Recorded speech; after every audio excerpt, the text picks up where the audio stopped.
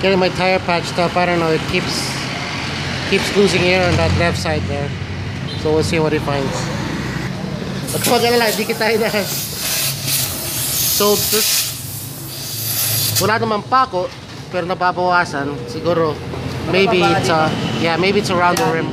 Yeah.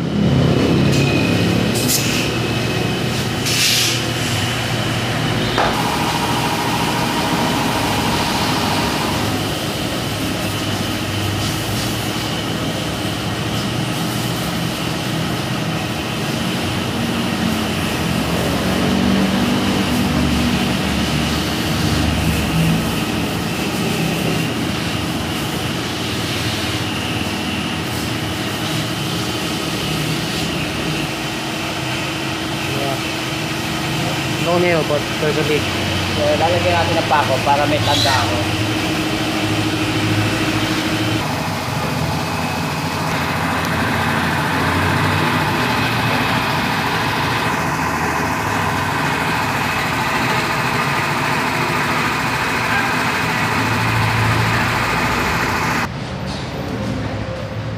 Tinanggal mo pa talaga yung gulong, no? Ha?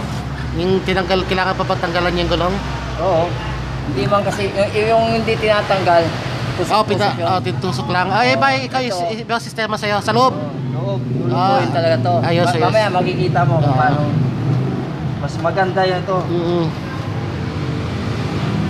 Yan, yan, para nilagyan mo ng groove para kakapit yung patsi.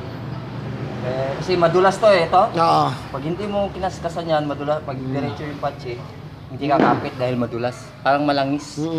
Kaya kailangan kaskasan siya. Ayan siya yung kanya butas Oo. Tama, yun na yun. Kasi 3 araw bago talagang maubos yung hangin. Maano lang.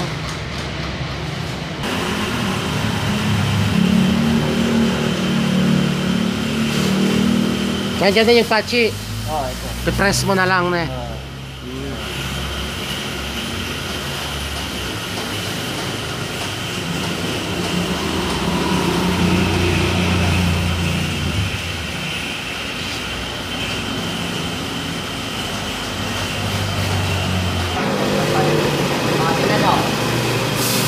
Mas malakas siya, no? Mas matibay.